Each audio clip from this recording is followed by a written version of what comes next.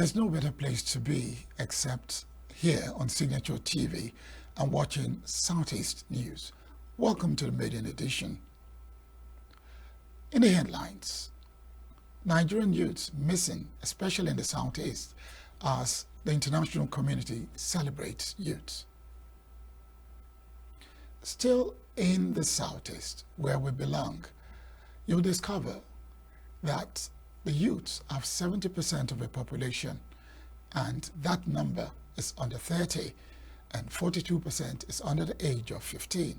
But before we go further on that, I am Barry Kumo Ado, and with me in the studio is a man who believes that the youth is vital, the youth is great, and the youth needs the energy or the energizing power to ensure that they are innovative, creative, and can achieve the impossible. Francis Eze, you're welcome. Thank you very much. Now, as a head farmers aggregator in Enugu State and one of those who believe that women and youth should be the centerpiece of everything we do in Nigeria, what would you say made us miss celebrating the youth? In a nutshell, the same thing that made us miss ourselves and the miss of every other person has just repeated itself again. We are being lost as youths out there hardly remember themselves, have less information about what yesterday was to start with. The same way they get lost of themselves and their aims and objectives. We're in a situation where we are naturally confused about what tomorrow will bring. We'll work hard to earn nothing, to understand that we're in a place where we lack enabling environment to strive. And we wouldn't say the government has been doing well, but we all know, even a blind man knows they need to do more, because for the case of the youth, I can say as a youth, I've not seen their hopes and their strengths in better tomorrow of the youth's life. The youth needs to be sensitized again. There should be an awareness of reawakening the youths in itself. Look at Nigeria as a case study, where we have over 70% of our youths and the biggest, largest in the world. By that expression, we should be producing food for the world. We should be the strength of the world. But the reverse is the case. And historically, Nigeria has not stopped moving backwards, if I could say that. Because at the 80s, it seems to be better than the centuries or than the 21st century is now. It is just so unfortunate that I can tell you that nobody has cared for the youth, and the youth himself has failed to care for themselves. Why is that so? When the basic needs, basic fundamental needs are not kept in place, where a voice has been failed to be heard, where no one wants to hear you express your grievances for not being heard, when the basic things are being misplaced and actually everybody wants to misinterpret you for expressing yourself, you get yourself lost. Or just like people who has a clothes tying our eyes that will hardly see our directions, we just gaze around the system. And the fundamental place we stood from climbing to the youth are faulty. Coming from our education sector, we are groomed to come out to look for job, not to create job. And they tide a lot of times of our youthful time there. And we don't like innovations even when they should come in the midst of troubles and trials. People that should bring it are reluctant. How can you celebrate the youth yesterday when the youth you want to celebrate is suffering from hunger currently? But is it not in the heat of difficulties that innovation come to play? Yes, I agree. But you need to be alive to testify the innovation. And the innovation that you're bringing, that you lack the capacity to make it here. when no one else wants to hear your voice, when it takes you, when you want to shout for people to hear it, they point a finger at you and call you a rebel because you're requesting for the basic amenities. Let me just basically take you out of the Southeast. Just over the weekend, we had the news where some youths in Kano State, to be exact, are producing what? Something that's relevant for everybody who has a phone. A charger.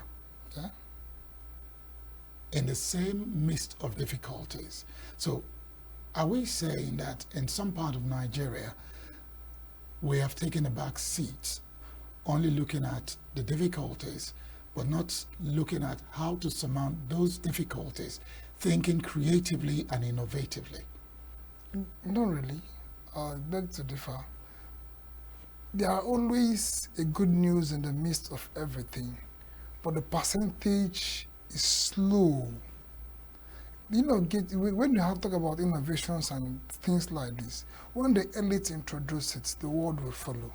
When there's a enable environment for the youth, you can go to East, for example, go to our markets, go to our artisans places. I can bet you in Agric we don't normally import machines again. So our youth there doing it, fabricating it locally. You can go to YouTube, you see where youth is producing keke na paper and all whatnot. Well, after doing that, who takes up from there? The idea dies there. Because with some ideas that are put to bed needs to be funded, needs to be scrutinized and funded. And nobody picks it from there. It's a baby, and when this cold comes and rain comes, baby dies off. In the midst of all these things, there are some youths who are privileged to come from the elites, who are privileged to has vision with science. They are doing their best. But what is the number? It's a case of number. At what percentage is doing this? At what percentage is hungry, doing nothing? Because if there are enable environments for circulation, there should be equal activity. If we had someone who had put the youth of today needs sensitization, they need to reawake, to know themselves, know what they possess, know that the growth of Nigeria is on their shoulders, that they should that the retirees are looking up to them for betterment. Then in return, they should be playing environments. There is no, you can't tell me in Nigeria that I was suffering hunger. I can't understand it, but that's just reality.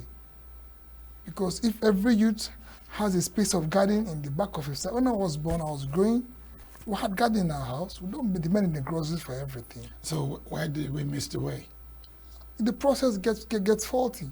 Like I said before, the lives of the 80s are far better than the lives of the centuries, which is opposite dimension from the rest of the world. Every place is growing forward, somehow, directing backwards. Practically, not theoretically. Theoretically, we'll speak English, we'll clap for ourselves. But when we leave the grammar, what happens? What happens behind the camera? So where can we stop the fall? Beautiful. If we have this, first of all, I want to appreciate Signature TV for things like this. And I want to encourage them who need sensitization. We need to bring the youth to know that in midst of all these things, that's why they are youth. They have the muscles to juggle the problems and the trials of the country and still be in their feet to be active. I can tell you why we have so many unemployed youths. Not really unemployed youths. Let me start by saying so many unproductive youths. Because they don't have the knowledge to be productive. The YX you read in university was not meant to bring food on your table. Sciences are good, but we lack practical activity. Just for example, in the sector of agriculture, we are still in this 21st century talking about mechanized farming, when the world has moved into hydroponic farming. When the innovation came many years ago to farm in bags, since there are lacks of land in the East, we're not employing it. But do we really lack lands in the East? We don't really lack land. They disagree. There is enough land, but we have land tenure system problem in the East. You know, the East Valley has this high value of lands and prestige over land ownerships, and they're actually idle doing nothing. Okay, so it gave growth to the hydroponic system. Yes. So, but do we have enough awareness? That's the problem. We don't have enough awareness. We need to be sensitized.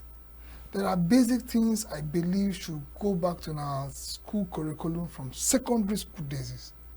Not in this life that somebody will finish JSS2, JSS3 without a skilled work. How the person want to face society? When the Western one has made in place work and study, think they are stupid? We want to just study everything and become professor before start looking for work. Go outside the doors, you see your keke drivers are all graduates. That's the servant of the government. I'll still come to that. But I'm talking about the youth ourselves, because the problem is of a two sides of coin. The one coin is the government, which is our bigger problem. The other coin is the other face of the coin is ourselves, which is the main problem. Because when you determine and understand who you are, what you will, you do the ones you can do to be able to hold accountable for the remaining ones that you're looking for. So I believe how to repair this. First, sensitization awareness. We need to encourage the youth. We need to tell them the basic way of life. When there are shifts in life, analog to digital age, computer age, they should move along. You don't just assume they will without sensitizing them, without bringing it to their doorsteps. They should hear it that would depend. When a man knows the family looks upon him to feed him, he gives him strength to go out and work more. When the youth begin to understand that the world needs them to make this place a better place, they have no other choice than go back and do more. We need to be sensitized. We need to be encouraged. We need to know that we need to be alive to face the future. And we have our floods, our negative distraction from social media, internet system, where they are meant to get graces, we are busy distracting ourselves with them. These are things that sensitization will help us guide us well, while a lot of us are not properly guided in the activities or phases of life. That's why where we are. Then the other coin that is most important is enabling an environment that we've not gotten anywhere in the world. How I wish we look into it properly. The elites, the governments, wherever you're governing, what department and what right you are. Even from the family sector, the father in the house. We are still putting analog system in this 21st century. I'm going to give you an example. I was shocked when I met a family friend daughter learning how to go and plait hair at these long-term holidays. I was like, how can I tell the father that you're just being insane? Skills are good, but there are skills that have grown time and space. Today, people go to the Google and learn how to plait hair at home. We should be learning things that are digital and like, so we can fit in with the pace of time. But how do they're not aware? There's no awareness of such. Even the system where they study is backwards, a cake.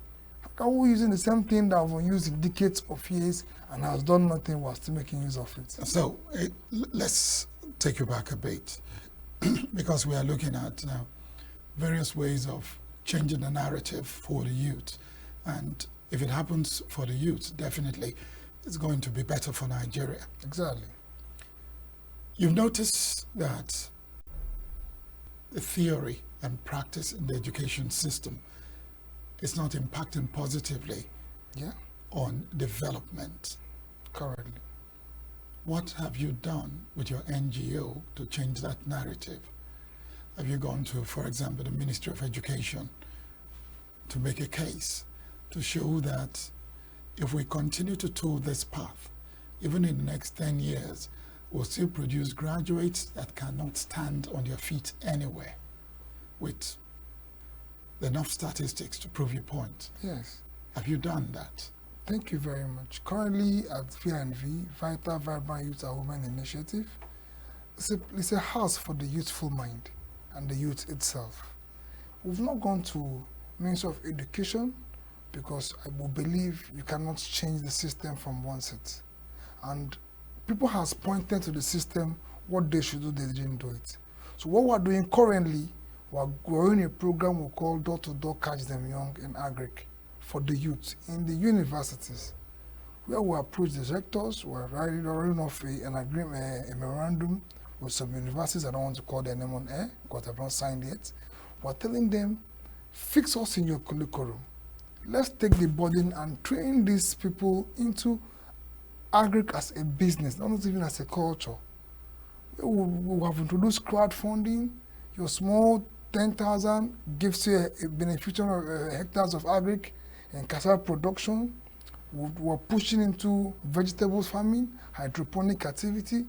We've been preaching and pushing into sand innovations in farming with back sands. So you don't see you don't have time to go to the bush.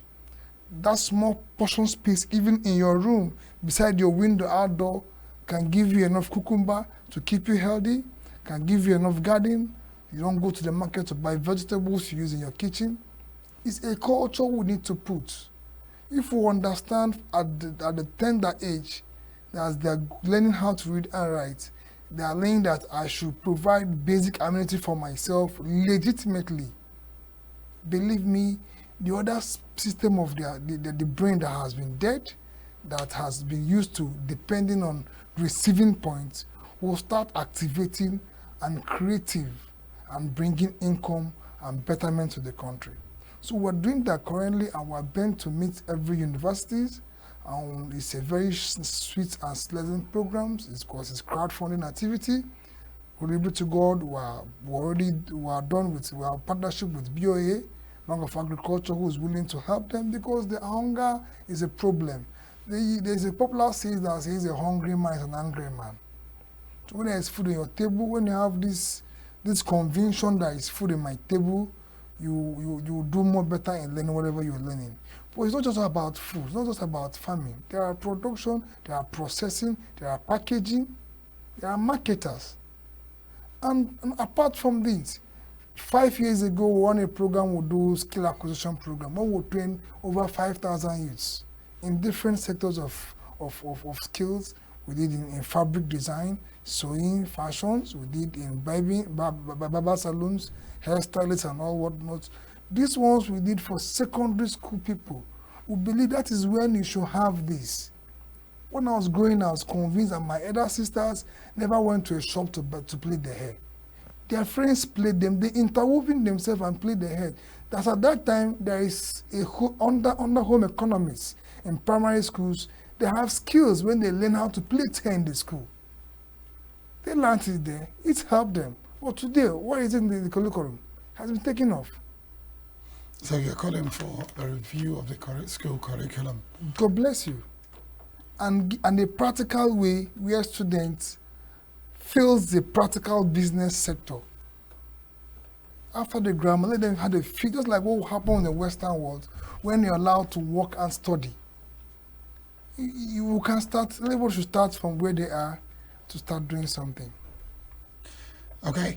Francis is a Chief Executive Officer, Vital Vibrant Youth and Women Initiative, Head Farmers Aggregator, Enugu State. Thank you for coming on to Southeast News. We're taking a break now. When we come back, we need to find out what is happening. The forthcoming election in Anambra State, some people are saying it is just a tactic that is undemocratic. Stay tuned to Southeast News.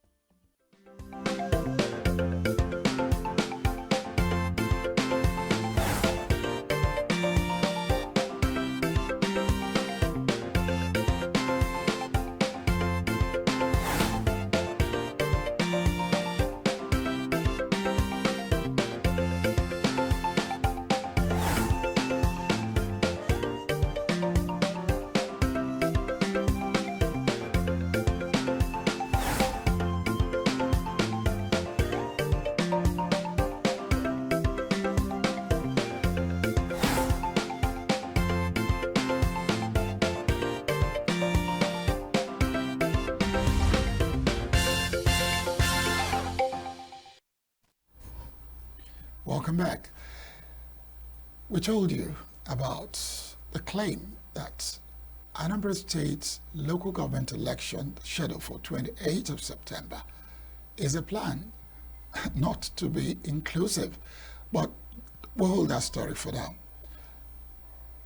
Chinemerem Ikegbinam is here with me in the studio. But before I have the opportunity to speak with her, let's turn our attention to that report, Chinemerem, you sent in concerning the PDP ward primaries that took place yesterday. At New Haven Primary School, one of the wards where consensus was not achieved, the atmosphere was charged with energy and anticipation. Residents gathered in large numbers, eager to show their support for their preferred candidates. Stakeholders highlighted the importance of selecting a local candidate for the councillorship position, stressing the need for someone who truly represents the New Haven community.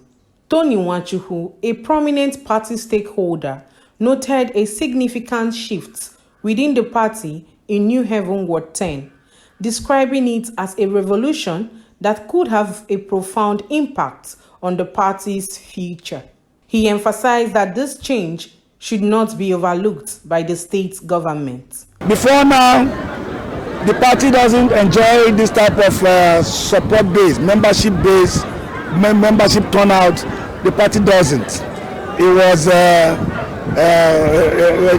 kind of a trouble lucky whatever. So what you are seeing today is because we worked very hard and we have freed the party. And I want the government of Enugu State, the PDP-led state government, under the leadership of Peter Mba, to acknowledge what the revolution that is going on in New Haven.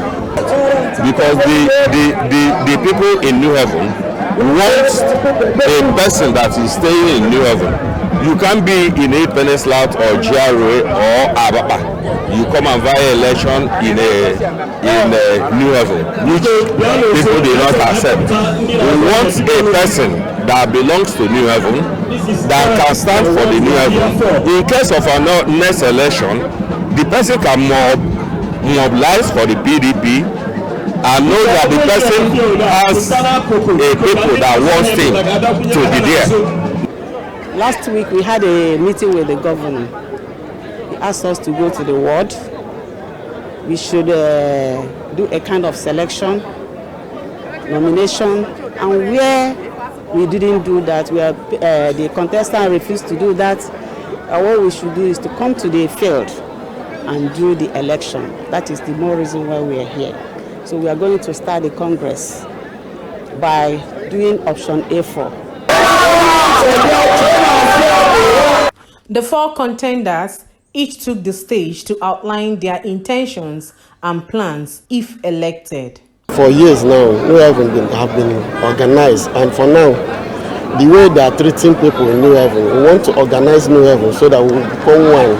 Because we have people, as Ndibo said, the others say, I were a mad, you were a mad.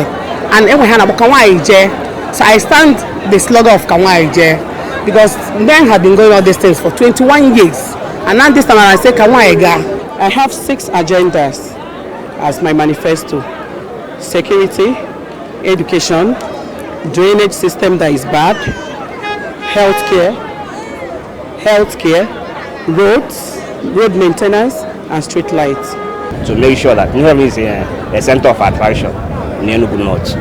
So if we can advance New Haven in terms of putting security cameras, street lights, to make it to beautify New Haven. In the end, Emeka Nwoje emerged as the victorious candidate, becoming the party's new flag bearer for the councillorship in the ward. I will start from the first person, Amaka Ene. She scored the total vote of 226 votes. Clap for her. Then I want the second person, Emeka Nwoje, who scored the total vote of 347. Then I want the third person, which is Ifi Yama, who scored 293. 3 persons was not counted when we are rounding up. So that makes it 293. So in a whole, Emeka Nwoje scored the highest vote, which is 347. Nwoje expressed his gratitude to the community and pledged to work diligently with both local and state governments to ensure effective leadership. believe na ya ji wepụta bụ ka new heaven wee dị mma apụtara na nkịtị maka a na-abụbụ akpọpụtacha anyị nọkwara ihe na-ebekwa na-ebe mana this time around anyị chọrọ ka anyị kwụsị ihe ahụ ka anyị dịkwa ụta ahụ new heaven kwesịrị ịdị new heaven need to bounce back ọ ya maka m na-ekwu unu nkwa. The outcome of the councillorship primaries in New Haven Ward 10 demonstrated the strong solidarity among party members, as the ward was filled with joy and celebration from voters, organizers, contenders, and the newly emerged winner. Chinemerem Ikebunam, reporting for Signature Television.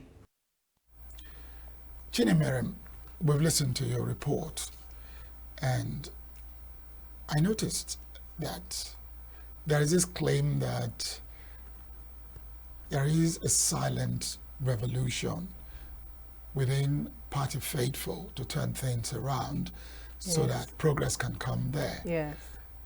Why were they saying that? After all, PDP has been ruling Enugu State for quite a long while. So why are they talking about a silent revolution trying to change things? Okay, from the report I got in that particular New Haven Ward 10, they said that prior before the election, that's the 2023 election that brought in the governor of Enugu State in the person of Peter Mba, that there had been this issue of, in fact, the ward did not win, PDP did not win from the ward because they had issues with their PDP leaders. So they opted for a revolution, a situation where people will come out to vote who they want. And I think if you date back, there was a report I did, the same New Haven, when that was 27th July when we had the PDP World Congress. Congresses. Yes, you saw people came in and voted a woman as their chairman. So in that particular ward, we have a PDP chairman as a lady in the person of Vero Anosike. So that thing alone brought people like other women to also come out and contest.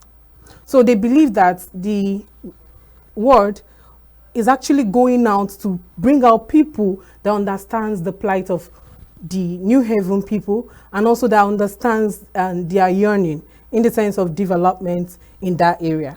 So that was why they said they needed, that revolution is ongoing and they don't want an interference, maybe probably from the state government, to interfere with what is happening. And from what happened in that report, you believe that, or rather it was the people's choice that played out. In as much as some persons, some persons will say that they were one or two, like say Ojoro, like they would say, or something, but it was the people's choice because the first runner-up, the winner came out with, yes, the bearer came out with 347 votes, and that alone, and the second person was coming with, I think, 293 votes. Yes, so it's you can see the gap. So I think basically that's why they talked about the revolution and the rest. Okay. I want to say thank you very much. I wish we could go on and on, but time wouldn't allow us to do that. I need to quickly reach out to Ndu Okbaleze, who is in Anambra State, where we hear that people are reacting to the announcement of an election coming up on the 28th of September. We have another one coming up tomorrow, also the local government election. No, I'm talking of the one in Anambra. You are talking of the one here in PDP Enugu. organizing their congresses. Yeah. But I am talking of the one in Anambra State. Okay. Just today, you would remember that ANSEC announced that they fixed election for 28th of September. Yeah. And we have some aggrieved people saying that that is not how it should be in terms of democracy. Ndu, hello. I just said I must take you on because time is out. Okay. So just quickly give us an idea of the responses coming in from Anambra State concerning the local government election scheduled for the 28th day of September. Okay, since yesterday, since the announcement by Anambra State Independent Electoral Commission, headed by Chief Magistrate Genevieve, since that announcement came, people have been talking, especially the opposition parties, the crowd, Blue Mother. For them, the sudden announcement and a very short period of time, we now allow them to consult, raise funds, do. Hello? Hello? Discover that the state government is also within the law, because the law was recently changed by the House of Assembly. There was an amendment cutting it short from 60 days to 30 days. So it is within the law. But even as the opposition is crying, if you come into Oka, the capital of Anambra State, you will begin to notice that even under 24 hours of that announcement, politicians are beginning to gather. They are meeting in groups of 10s and 20s and even more. Most joints in Oka today, we are hosting people who are discussing aligning and realigning forces.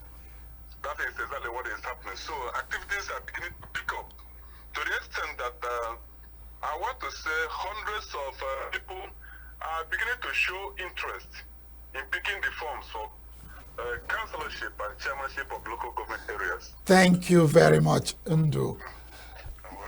We'll be on again with Southeast News tomorrow, so I'm sure you will give us more information as it gets to you. This is Signature TV. Thank you very much for staying tuned to Southeast News. A better package comes your way tomorrow. Barry Kumado is my name. Thank you, Chinemerem, for being with me in the studio. Thank you so much, Barry, sir. Bye. All right.